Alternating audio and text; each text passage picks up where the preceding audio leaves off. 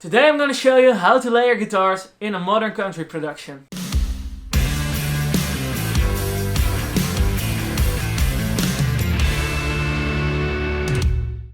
What's up, my name is Nick from the Future Musician, and today I wanted to show you how I layer guitars in a modern country pop style production. And for this video I'm gonna use a track called Dancing in the Headlights by my own band, The Young River. So if you're into country pop music, check that out on Spotify. Link will be here. But yeah, let's just dive into it. Alright, so I really like to create country, modern country pop kind of music or pop rock. Or stuff like that, because it's got many layers of guitars, and because I'm a string player and a guitar player myself, I play guitar, banjo, mandolin, basically almost all the string instruments. Yeah, it's really fun to layer all those sounds and get one cohesive big pop, rock, country kind of sound. And I thought it would be cool to show you guys what an arrangement like that looks like, and which guitars we chose and the sounds and stuff like that. So yeah, let's just get into it. So I'll just first show you what the whole chorus sounds like. It's not mixed yet, it's just a in-between kind of production mix, but so keep that in mind.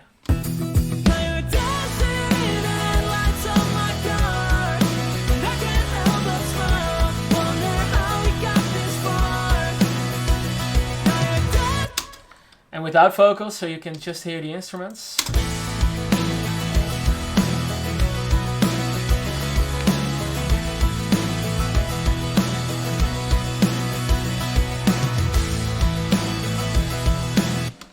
So yeah, that's what it sounds like. Let's just mute all the guitar stuff happening. Let's see. Here we go. Mute. So we can build from the beginning, and I can show you guys what we did. So if we start with the verse, it's only a beat and a bass guitar.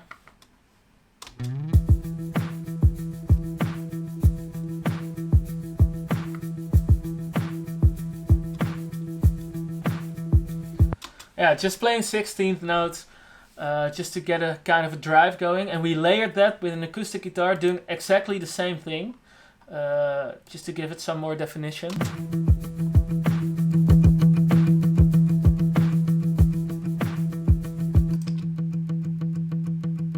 How did it get so? Yeah, and what you want to do with stuff like that is play it as tight as possible, and we didn't want any dynamics or stuff like that, so we went just for that ta straight 16th notes. Yeah, to make it match also with synths, because we have some pulsating synths underneath it, like this.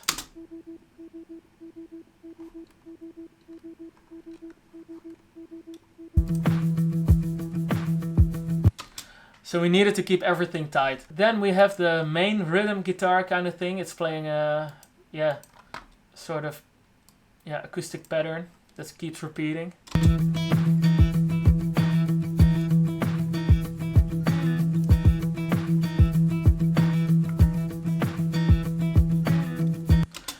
So this thing keeps repeating, while later on in the track, in the verse, the other guitars are changing the notes. This is just playing the same thing over and over. So the other instruments change notes.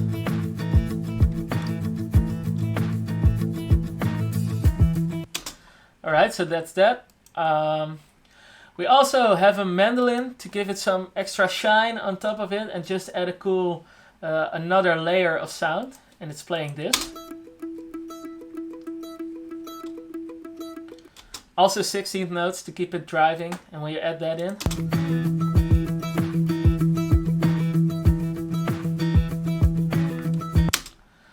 so that's the basic rhythm thing going on, all acoustic instruments, because we wanted to create a contrast between the verse and the chorus. And also in the intro we have like the main lead thing. It's just an acoustic guitar with some open strings, but it sounds cool.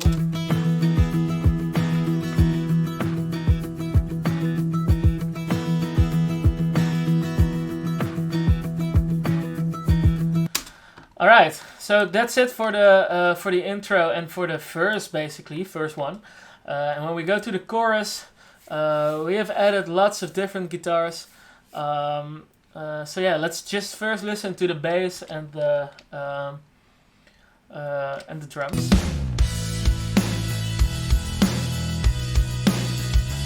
Yeah, and we added an organ. So just the bass guitar, it's a Fender Precision bass. Active, I believe.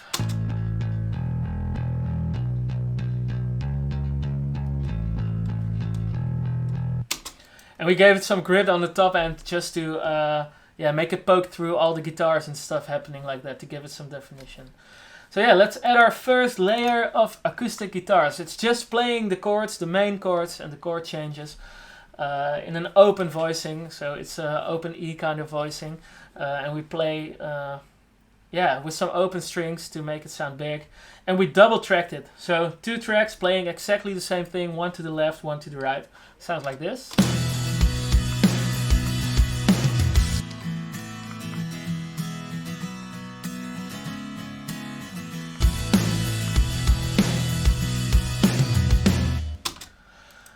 And we played exactly the same chords, only in a different voicing.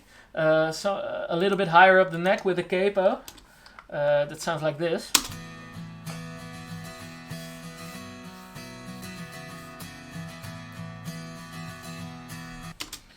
And when you add those to the original acoustic guitars, it will just make it sound a little bit bigger. I'll add it in. Without. With.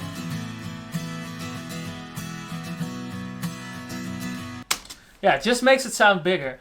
And we did that again, but with a Nashville tuning guitar. I did a whole video about the Nashville tuning, so if you want to know more about that, I'll put the link down under in the description. But for now, let's just hear what it sounds like. The Nashville tuning on its own sounds like this.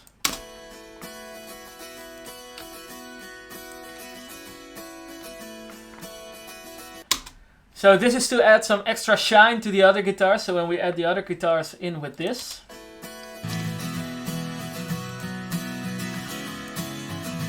I'll remove the Nashville.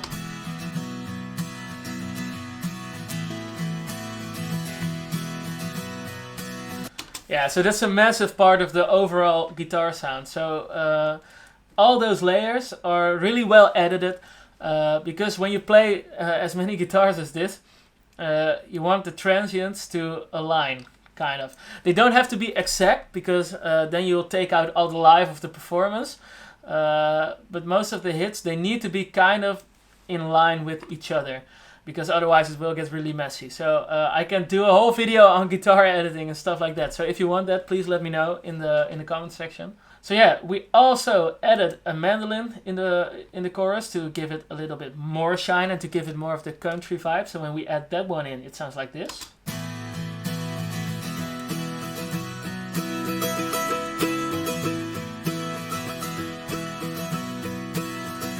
It's just playing one chord, while all the other guitars are doing the chord changes and stuff like that. The mandolin is just repeating this chord, and this is kind of a small Taylor Swift trick.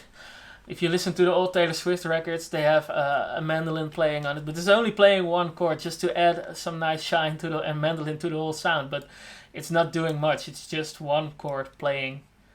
It's really silly if you hear it.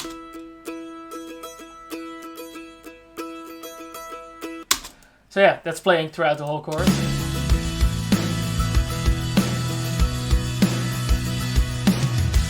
But yeah, when you take it out, you miss it. And then my favorite part of the whole production, what's a country song without a banjo? So we added a banjo to it. Just a cool rolling banjo pattern. Actually, it's a 6-string banjo, but yeah, don't shoot me. It sounds like this.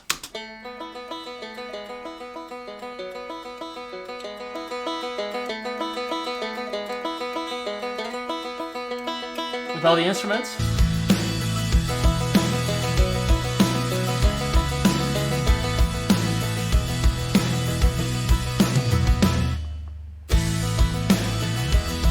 Pick it out.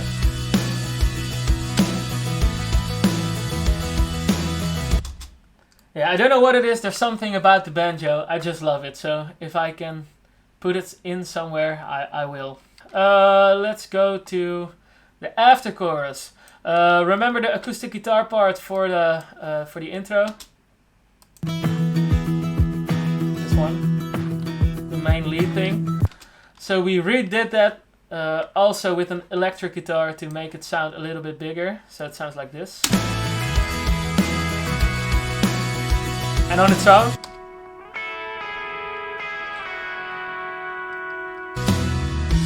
Yeah, really heavy on the reverb just to make it sound big. So on to verse number 2.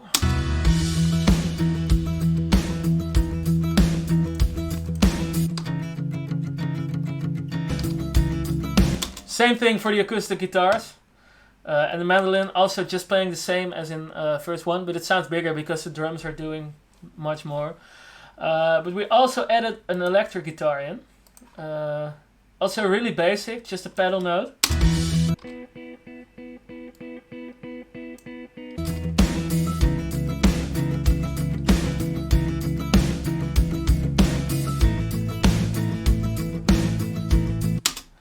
Yeah, because of all the guitars playing 16th notes, we like to introduce an 8th note guitar just to make it a little bit more chill to listen to. So yeah, this works really well together.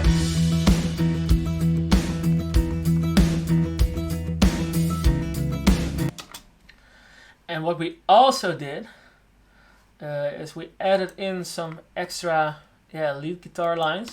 Sounds like this.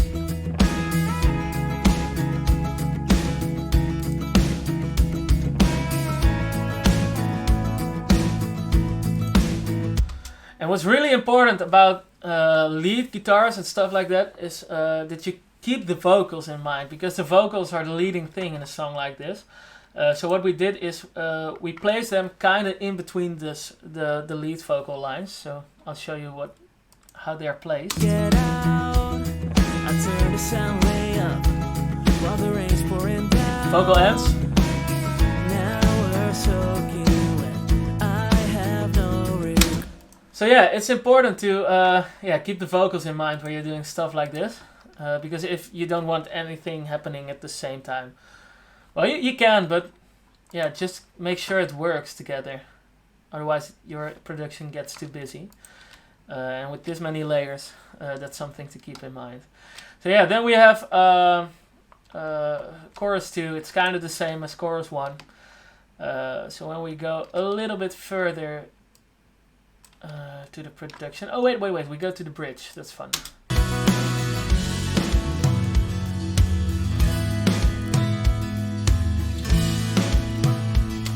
So yeah, what we did is we made sure like one guitar, 2, because they're double tracked, is playing and it keeps playing, and the other guitars are playing diamond chords just to make it sound a little bit more open. So when you do that together, it sounds like this.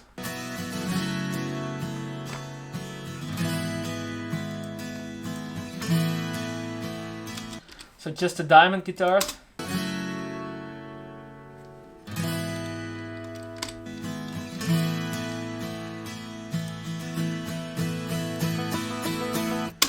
So, by letting guitars play and letting other guitars play diamonds, you can create a really open and big sound. So that's a cool trick to use. I really use diamond chords a lot in productions. So yeah, that's it for the bridge.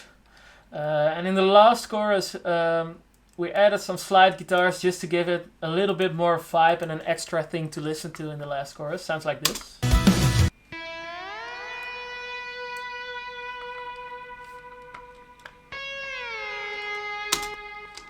So really simple, but it adds a lot.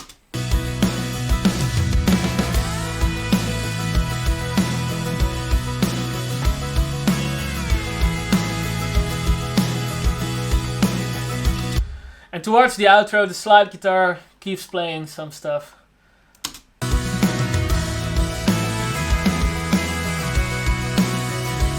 And look how the slide guitar here is placed in between the lead guitar lines. So it's not happening at the same time. This is why it works so good together.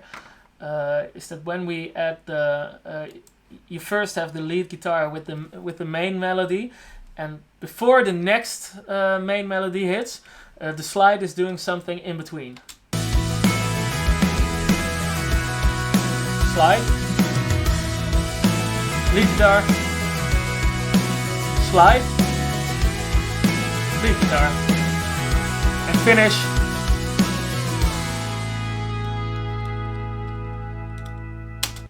So yeah, when guitar parts are in the same frequency area, it's cool to keep that in mind, to yeah, really think about where you place the parts. So yeah, that's kind of it guitar wise for the whole production. It's quite a few layers.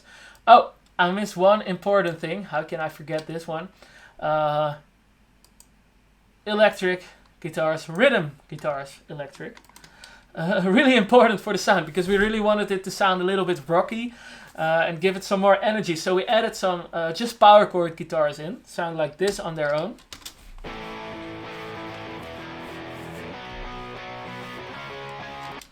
And when you add those into the production,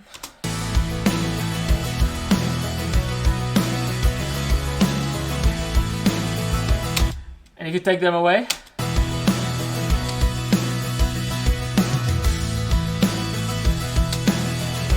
so yeah, this was to add some balls to the chorus, because we don't use that many electric guitars in the verses.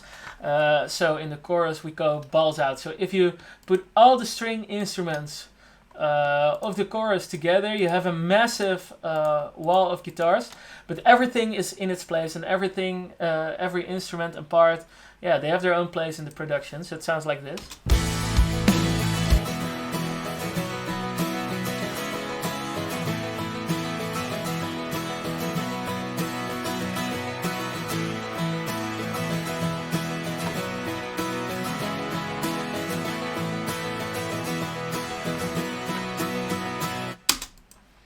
So yeah, that's how we kind of arrange the guitars in this session.